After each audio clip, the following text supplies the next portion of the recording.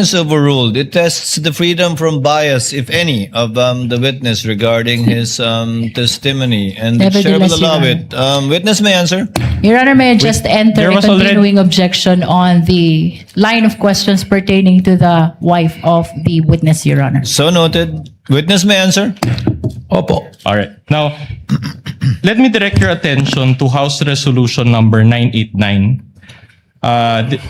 This is also part of the records of this case, entitled Setting Forth the Articles of Impeachment Against Vice President Sara Z. Duterte.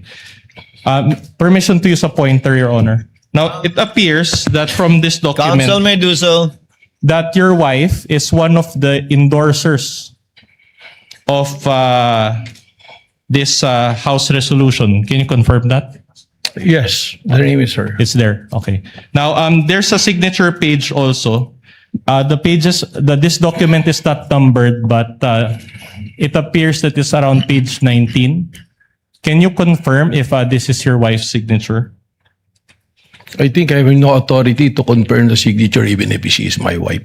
So you can confirm the signature of your NBI agent, but not your wife? It's appeared to be her signature, but I have not confronted with the document so that I can compare it. At any rate, Your Honor, may we allow? With the NBI, it's different. I testified earlier that it was presented to me, and I asked him if he signed it, and I'm familiar to his signature because he's always making submission to my office. All right. That's okay. At any rate, Your Honor, may we request, Your Honor, that we be allowed to submark this particular portion. Again, this is already May we part of the request, Your records. Honor, that the witness be confronted first with the document, and We may will we do that, request Your as well that the assisting counsel for the prosecution be allowed to approach.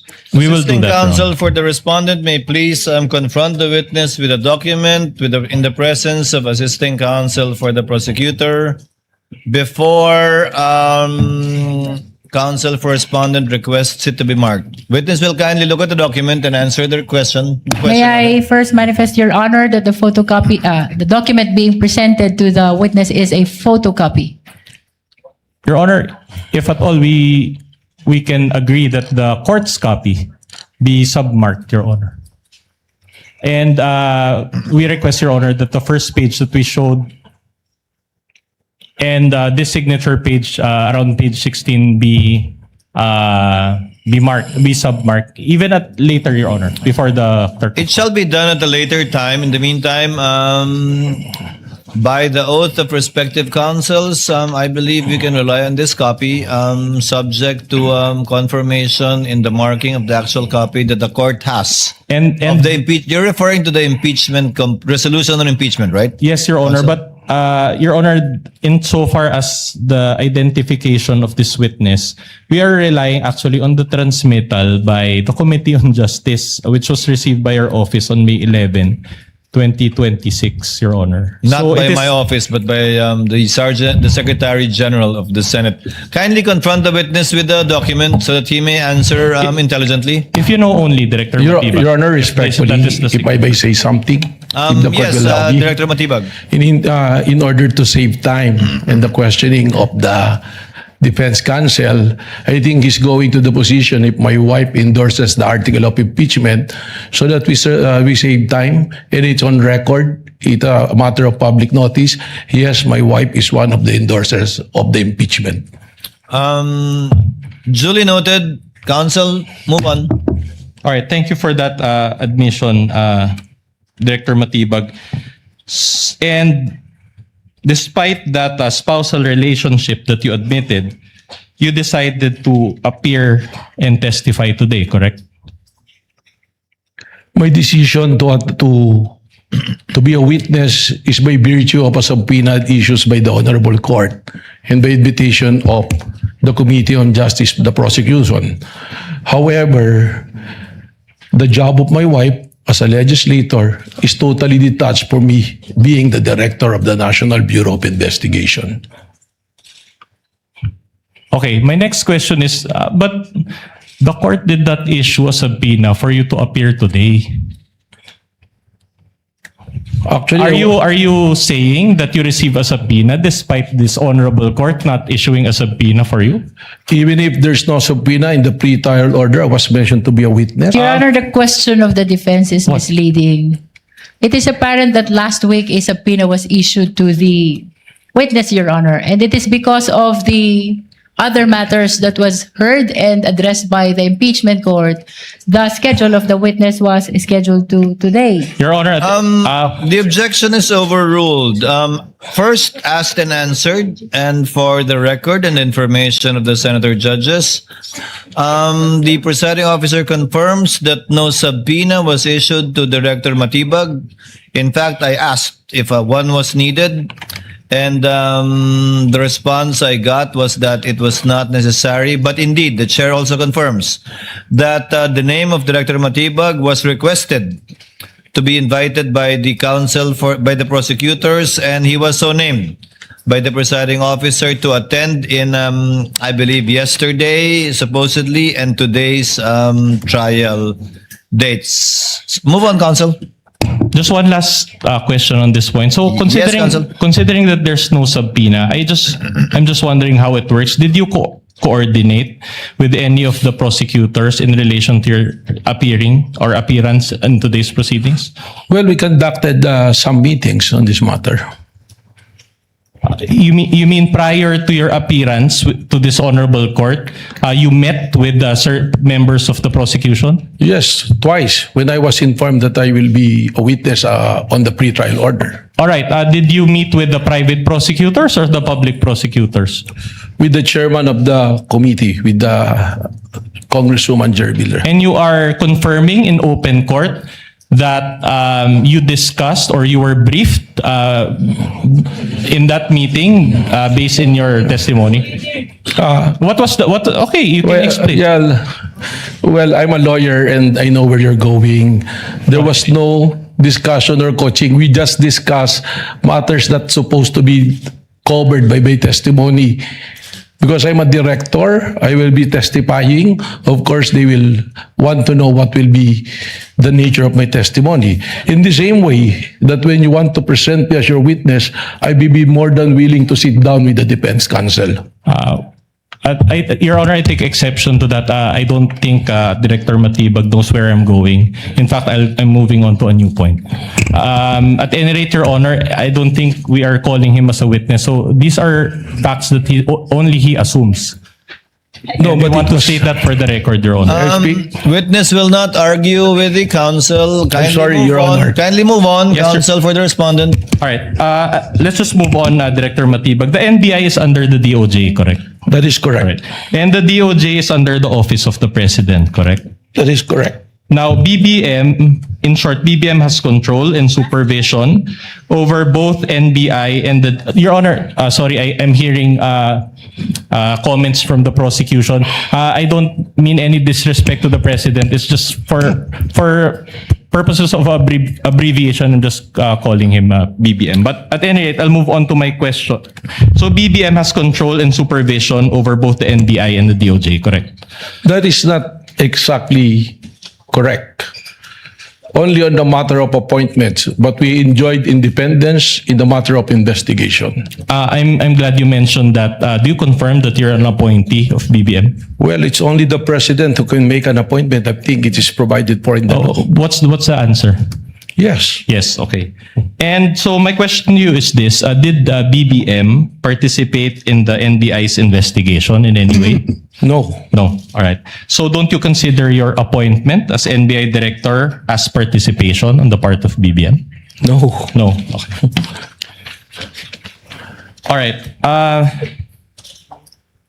You mentioned a while ago that after the affidavit of investigation, it was submitted to the DOJ for evaluation, correct?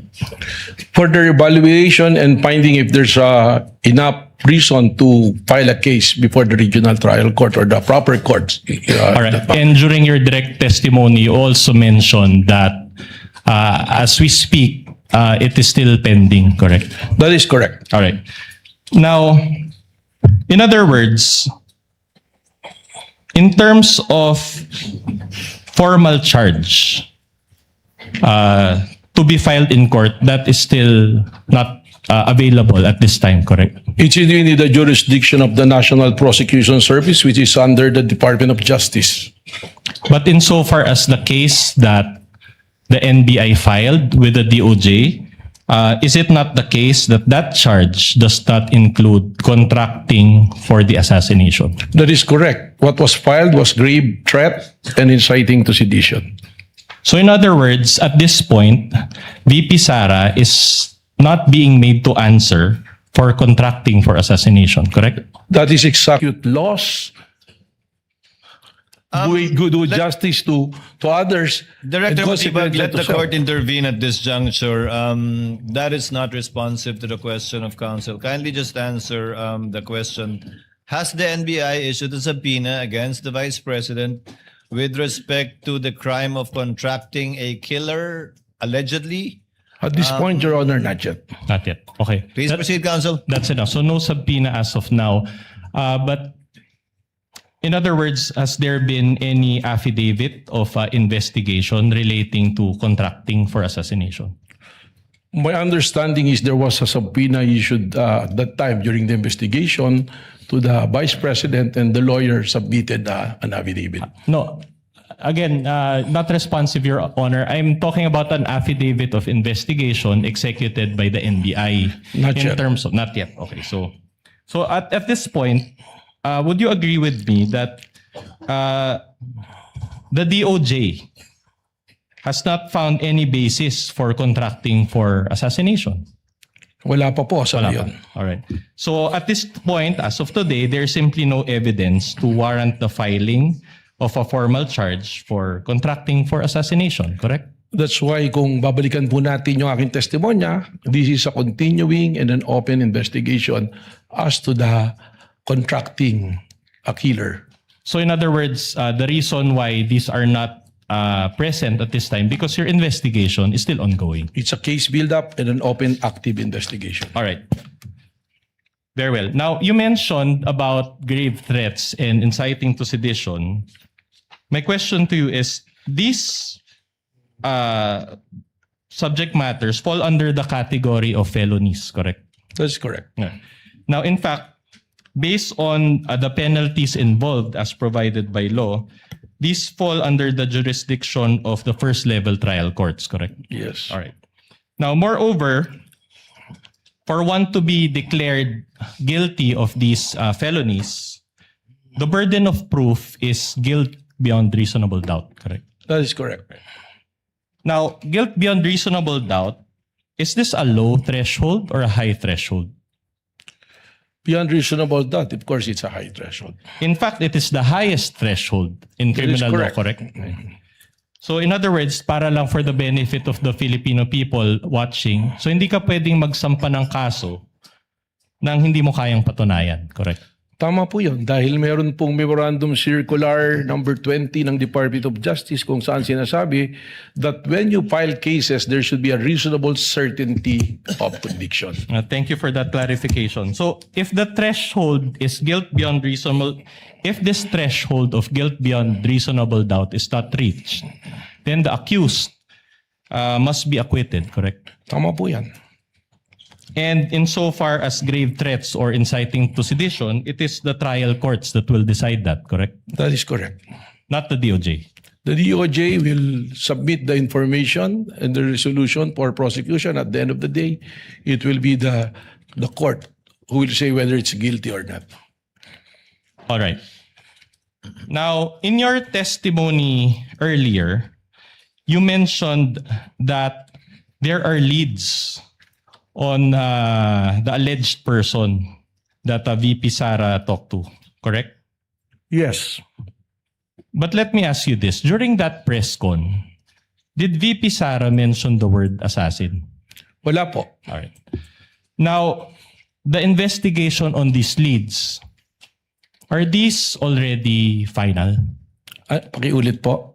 The investigation based on these leads that you mentioned, are these already final? Hindi po. Hindi pa Malinaw po sinabi ko that this is a continuing and open investigation po. All right. So, in other words, you haven't given any opportunity for VP Sara to confront this alleged person, correct? Hindi pa po. Alright. But will you agree with me that confronting this alleged person is part of due process? Tama po. Kaya mas maganda nga po kung si VP Sara mismo magsabi dito kung meron siyang kinausap at kung sino ang kinausap. But is that part of the SOP also, that you give an opportunity for VP Sara to confront? Tama po. Pag natukoy na po namin kung sino ang taong kanyang kinausap, that is the time na siya po ay aming kukomprontahin para siya po ay masagot niya kung itong taong talaga ito ang kanyang kinausap para patayin ang Pangulo. Alright. My next question is very simple. So you offered your testimony before this impeachment court, even you To us, sa law investigation, applying po namin yung pong methodology na ginagamit ng Secret Service sa Amerika, ay papasok po rito na ito isang malinaw na confession ng isang tao na meron siyang isang plano na pagpatay. Okay, I'll move on, but I'll ask you, isn't that a trial by publicity, which is not sanctioned by our laws? Hindi po. Sapagkat kaya nga po namin hindi nilalabas yung aming pong mga confidential at secret na investigation. Lamang nga po, tayo'y pinatitistigo rito na kailangan natin pong sabihin kung ano na ang naging takbo ng investigasyon. At malinaw naman po sa aking testimonya na dito sa continuing open investigation, active investigation, na kung saan meron pong mga persons of interest. At pag tinanong po natin ito sa mga nakakaunawa ng law enforcement, ganito po talaga ang practice ng law enforcement. In fact, you mentioned during your direct testimony that you cannot give further details, correct? It's Tama po. classified. Okay. So, with all due respect, I'll ask this in Filipino, with all due respect to you, Director Matibag, kung hindi nyo pa po pala kayang magbigay ng detalye, bakit nyo pa po nilabas na may leads kayo in the first place? Sapagkat gaya po ng sinabi ko, malinaw naman na yung pagsasalita ng ating Vice Presidente na siya ay kumausap ng papatay at pumayag yung papatay na patayin ang mga individual na ito, meron na pong pagkakasundo na gagawin po ang isang krimen. Yeah, but my point is, wouldn't that prejudice your ongoing investigation that you come out here and you make statements that you already have leads? Objection, Your Honor. That is speculative. Witness may answer. Kaya nga po ang dahilan na hindi ko mabanggit kung sino po yung mga persons of interest dahil doon po makukompromiso ang investigasyon na gumugulong. Okay, at any rate, if this ongoing investigation progresses, that is the only time that a different charge will be executed against the Vice President. Balikan ko po Speculative, ulit. Your Honor. Babalikan ko po ulit. Para po sa amin, malinaw na ang pagkontrata sa pagpapatay o ng papatay sa mga pangalang binanggit ay nandoon na. Applying the methodology ng Secret Service na binanggit ko po kanina. Ang hindi na lang po natin nakikita ay kung sino ang taong kinausap. Kaya ito po ay still open and continuing investigation. At any rate, it's not yet final, correct? Tama po. All right. Now, you mentioned that the NBI is still conducting an investigation, ongoing investigation. Do you still use the video of the November 23, 2024 press con in this ongoing investigation? Isa po ito sabi naging batayan para po doon sa 5-point the standard na tinitingnan po namin ay amin pong matugunan. All right. It's an almost 2-year-old video now. Do you think it's still relevant to your ongoing investigation? Hindi po. Sapagkat hanggang sa ngayon nga, ay hindi pa natin nahanap kung sino ang taong kinausap po ng ating Vice Presidente. Okay, very well. Attorney Matibag, do you know Mel Sabio? Opo. All right. Now, about 2 months ago, an old audio-video file of the two of you circulated online. By the way, we won't show that video out of respect to the party's rights, as well as I saw your wife here also, out of your family members' rights and also out of Mel Sabio's rights. I'll just ask you a few questions. This video circulated online, and you already came out in the media admitting that it was you and Mel Sabio who were involved in that video, correct? Tama po yun. That is a private conversation sa dalawa pong magkaibigan na hindi nagkakasundo. All right. And my only question to you is this. Did that incident demonstrate an emotional outburst on your part?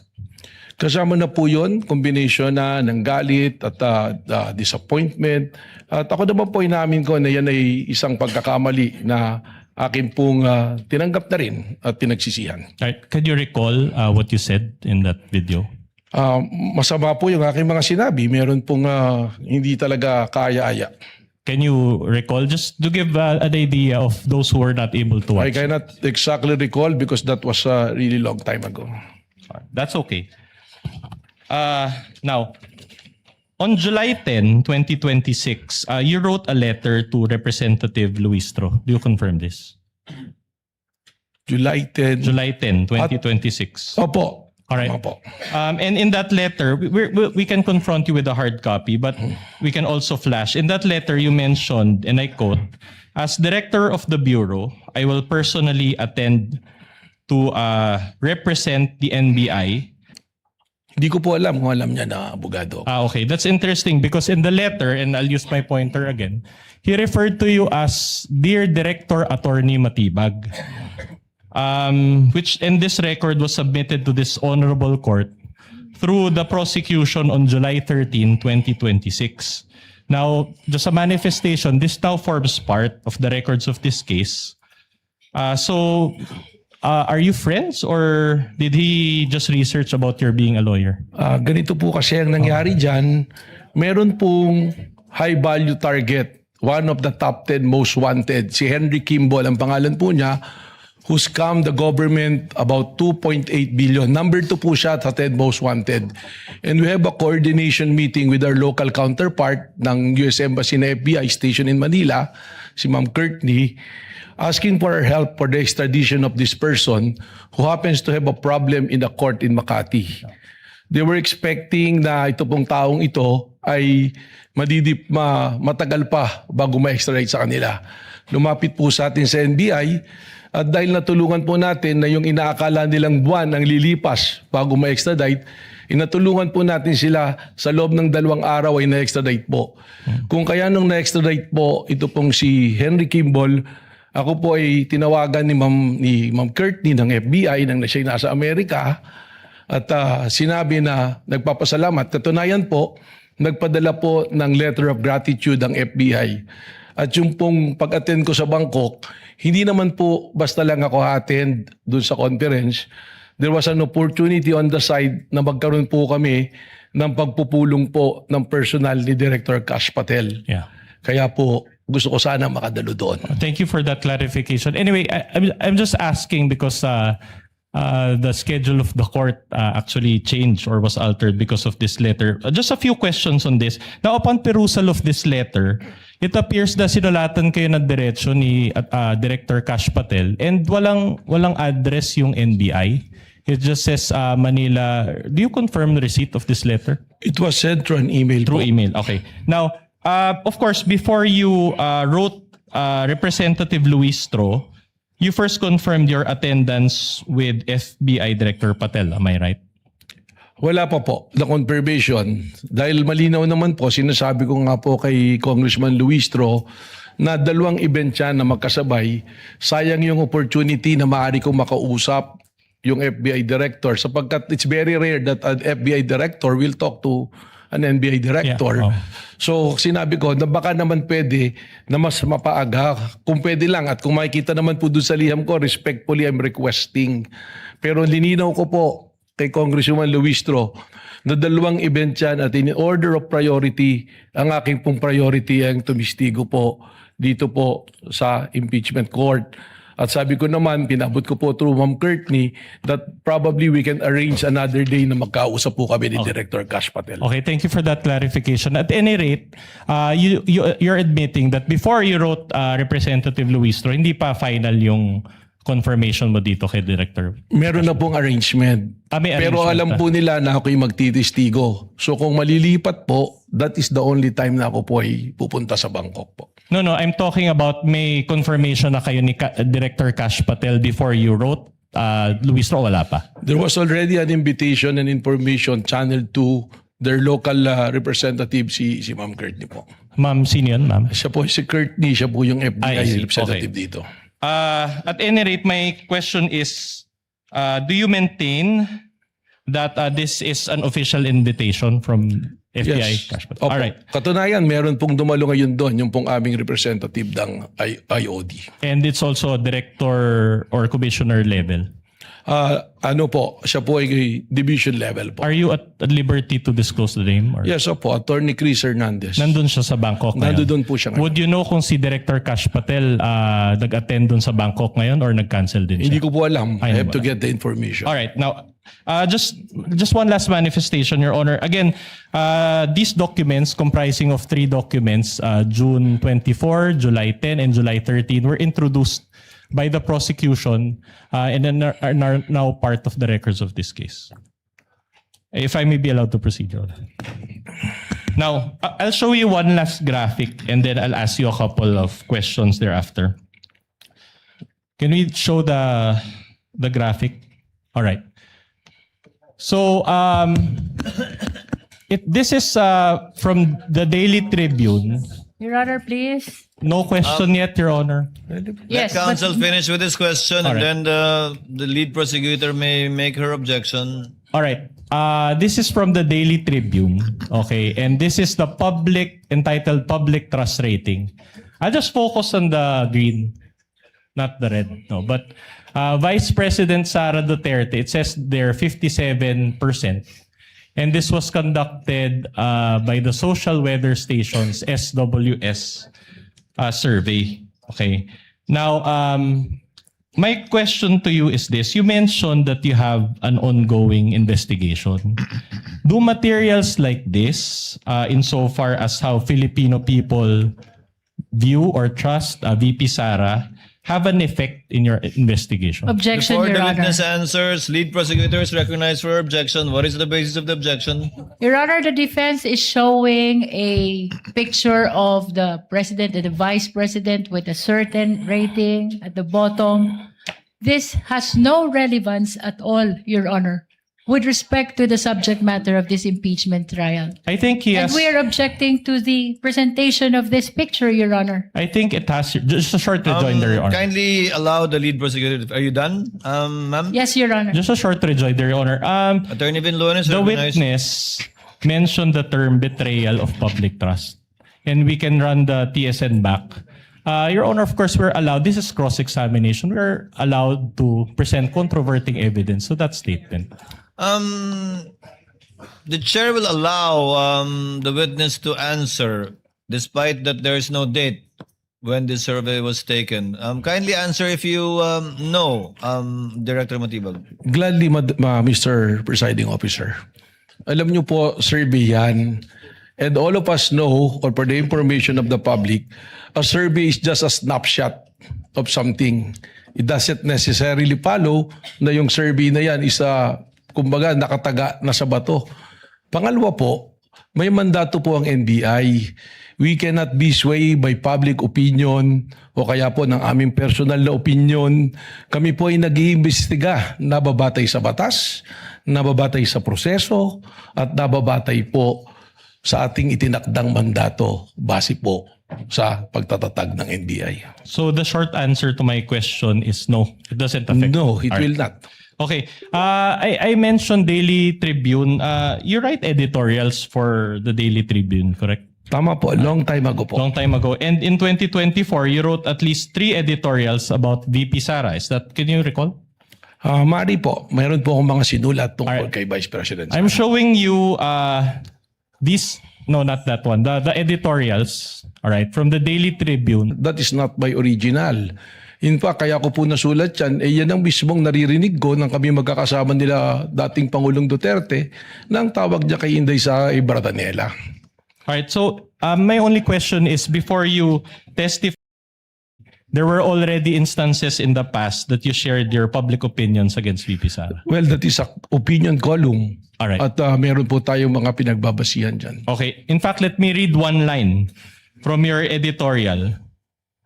It says there, as Inday Sara is being unmasked in the legislative inquiries and by her own mouth as an ill-bred bratinella, her public trust crumbles.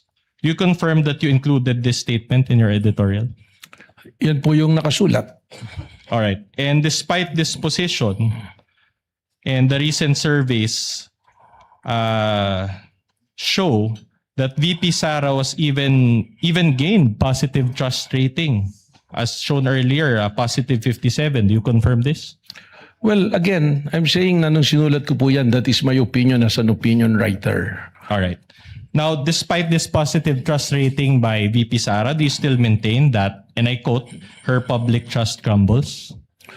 Well, para sa akin po, na ako yung NBI director, palagi ko po hindi po material itong ating pinag-uusapan sapagkat sabi ko nga, ang ating po pag-iimbestiga ay nababase sa batas, nababase sa ebidensya at prosesong nandoon na nang ako'y dumating po bilang NBI director. All right. One last question on this before I let this point go. So considering the positive trust rating of VP Sara, can one really say that she betrayed public trust? Magkaiba po yan. Speculative, Your Honor. Can we get a ruling, Your Honor? Witness is knowledgeable enough to answer. He can handle himself. Director Matibag, you may answer. Magkaiba po yan. Again, I'm saying, and I'm sure marami rin po rito This is the new generation tungsten steel slingshot, equipped with infrared, automatic wind meter and laser sight. No practice needed to easily hit targets. Fully legal, requires no license to own. Within 40 meters range, you can easily hit. Pagka yun ang lumabas, ay yun na yung totoo. Pangalawa, pagka po ating pinagbasihan ng popularidad, ang ibig sabihin po ba nito, ang isang pinakakilala at popular na tao pwede nang gumawa ng krimen at hindi natin papapanagutin? Your Honor, at this point, Your Honor, the defense is constrained to ask for a continuance, and we have our grounds therefore. Number one, Your Honor, the testimony of Director Matibag earlier consisted of a lot of new topics, and it is we believe that it is the right of the respondent to intelligently cross-examine him on those topics. Again, Your Honor, those topics are not included in the articles of impeachment and are considered new. In fact, Your Honor, as earlier stated, we feel that these two topics are a violation of the respondent's right to be promptly and fully apprised of the exact charges against her. So we will need time, Your Honor, to go through those new materials and new points.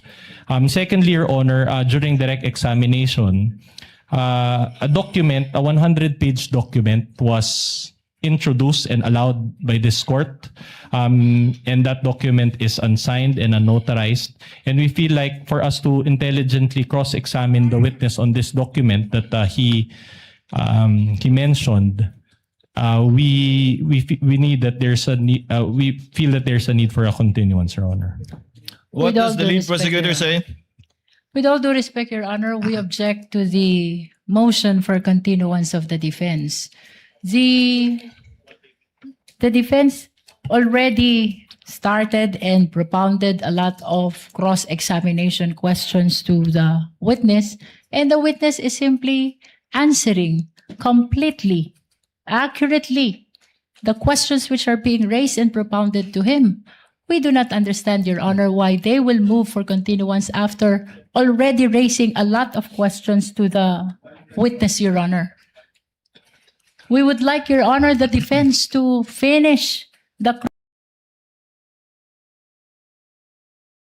55, with the indulgence of our senator judges, we may proceed to the interjections and interventions of the senator judges. One last point, Your Honor, before the interjections. Before recognizing the senator judges, yes, what is the pleasure of Attorney Binlon? Your Honor, considering that the witness introduced, as I said, a lengthy document, can we ask for a copy of the Las Cañas material that he The provided? chair already earlier ordered that, I believe. During the interregnum, the prosecutors are directed to kindly furnish the counsel for respondents with a copy of the, I believe, over an inch or little less than 2 inches of affidavit of Mr. Las Cañas. So ordered. Chair will now recognize, prior to Senator Judge Rafi Tulfo earlier, Senator Judge Villanueva indicated his desire to interject or make interventions. Thereafter, Senator Judge Rafi Tulfo. Thereafter, Senator Judge Risa Ontiveros. You have 2 minutes, sir, and you may proceed when you're ready. Mr. Presiding Officer, before I ask some questions, I can see that my time is already running. Let me just ask a procedural inquiry, Mr. Presiding Officer. And respectfully, this representation seek the guidance of the court on a procedural matter. Because earlier today, I heard our witness who made mention several times that the investigation is still ongoing. It's a continuing investigation. May we know, Mr. Presiding Officer, in this particular aspect of the NBI's investigation that remains ongoing, just for the guidance of this representation, and I'm sure for the guidance of both parties, kung matatapos na po yung investigasyon o yung presentation of evidence dito po sa Article 4 at magkakaroon po ng significant development na maaari pong material sa atin pong proceedings, ano po ang tamang proseso para maipabatid